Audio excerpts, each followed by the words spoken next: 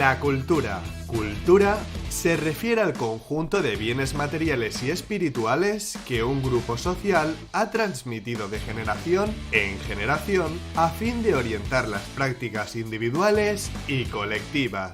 La cultura incluye la lengua, los procesos, los modos de vida, las costumbres, las tradiciones, los hábitos, los valores, los patrones, las herramientas y el conocimiento de una sociedad. La función de la cultura es garantizar la supervivencia y facilitar la adaptación de los sujetos en el entorno. Cada cultura encarna una visión del mundo como respuesta a la realidad que vive el grupo social.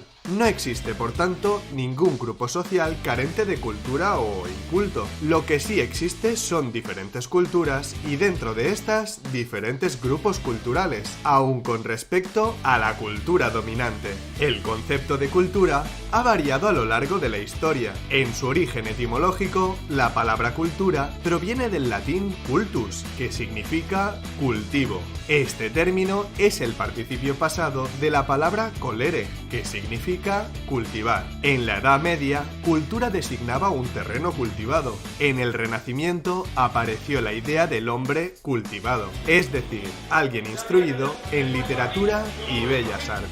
Con el desarrollo de las ciencias sociales en el siglo XX, el sentido de cultura se ha ido ampliando, hasta dar con el que le atribuimos en la actualidad.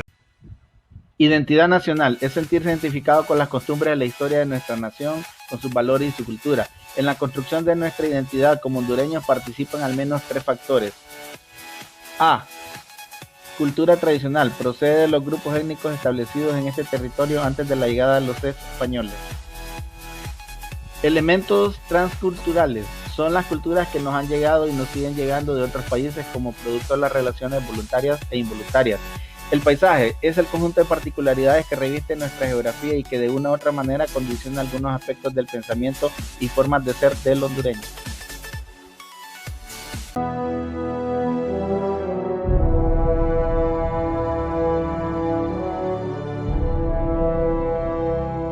Francisco Morazán Quesada fue un militar y político hondureño que gobernó la República Federal de Centroamérica durante los turbulentos periodos de 1827 a 1838.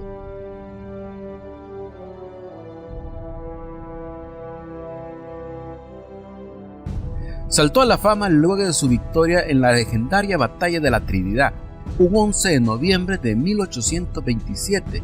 Desde ese entonces y hasta su muerte en 1842, Morazán dominó la escena política y militar de Centroamérica. En el ámbito político, Francisco Morazán fue reconocido como un gran pensador y visionario. Intentó transformar a Centroamérica en una nación grande y progresista. Durante su gestión como mandatario de la República Federal, Morazán promulgó las reformas liberales, las cuales incluyeron una educación laica y gratuita, libertad de prensa y libertad religiosa, entre otras. Además, limitó el poder de la Iglesia Católica al decretar la separación de la Iglesia con el Estado. Con este acto, Morazán se ganó grandes enemigos.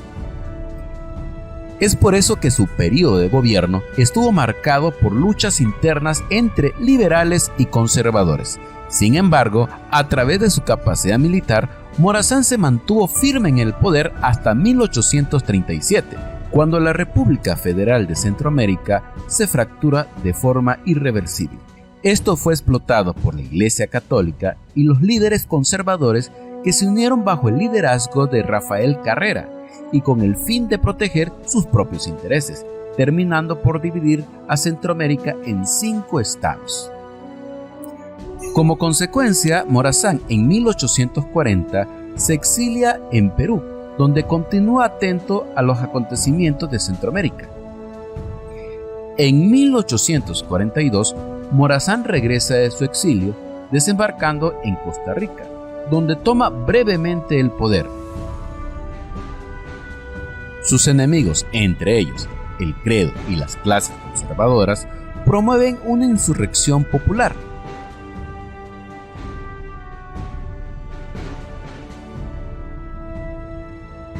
Morazán fue capturado. Se le hace un juicio sumario, fuera de toda garantía o posibilidad de defensa, y a solo 3 horas para caminar al patíbulo, escribió su testamento, en el cual su pensamiento vibra y se agita con el correr de los años. Su final fue triste y fatal. El general Francisco Morazán fue fusilado el 15 de septiembre de 1842 en la plaza de San José, Costa Rica. Los restos de Morazán descansan en El Salvador, respetando su última voluntad.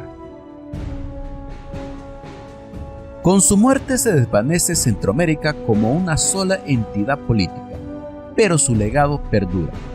El derecho a ser ciudadano, a tener una república, a ser libres y soberanos, a una educación laica y gratuita otorgado por el Estado, y la idea de libertad de conciencia y religión.